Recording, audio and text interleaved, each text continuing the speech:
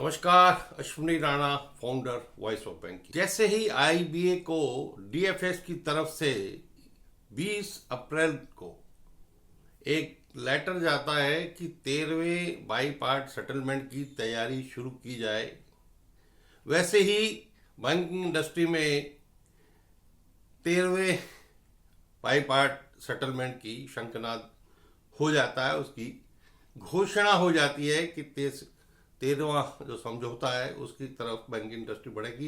हालांकि बहुत सारे मुद्दे पहले जो सेटलमेंट में 12वें में हुए या 11वें में हुए अभी तक सेटल नहीं हुए, चाहे पीएलआई हो चाहे 5 डे बैंकिंग हो। लेकिन 13वें समझौते की जो रास्ता है उसकी शुरुआत हो गई है।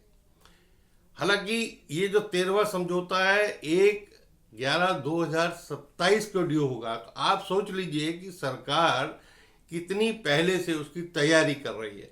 ये इस बार नहीं है, 11वें समझौते में भी जो समझौता 1 नवंबर 2017 को ड्यू था उसके लिए भी 2016 में ही आईबीए की तरफ से यूनियंस को कहा गया था, डीएफएस की तरफ से आईबीए को कहा गया था।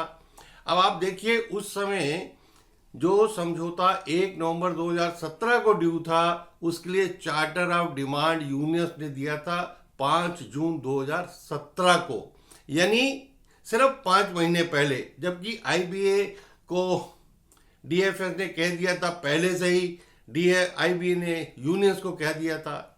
वैसा ही 12वें समझौते में वो हुआ। 12वां समझौता 1 नवंबर 2022 से ड्यू होना था, लेकिन चार्टर ऑफ डिमांड सबमिट किया गया 21 अक्टूबर 2022 को, यानी सिर्फ कुछ दिन पहले। तो यूनियंस कितनी गंभीर है ये इस बात से पता लगता है।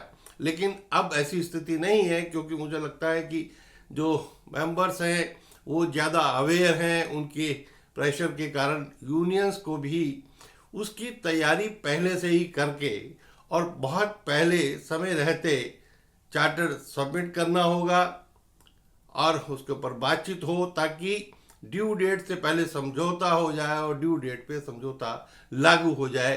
क्या इसके लिए यूनियंस तैयार हैं या अभी भी वो इस उधेड़-बुन में रहेंगी कि किस तरह का समझौता लेट किया जाए और फिर सरकार को गाली दी जाए और मेंबर जो हैं उनकी पेशेंस का इम्तिहान लिया जाए।